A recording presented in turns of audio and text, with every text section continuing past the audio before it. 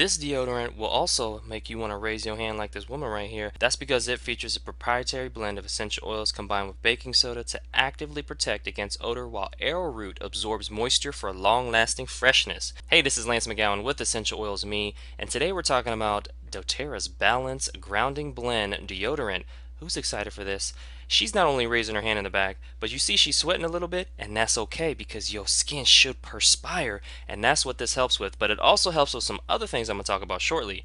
And the common use for this is topical, so just rubbing on a few swipes underneath each pit so you don't get in the pits. And the main benefits of this balanced deodorant are that it's aluminum, paraben, phthalate, and talc free to help absorb underarm moisture and neutralize odors all naturally.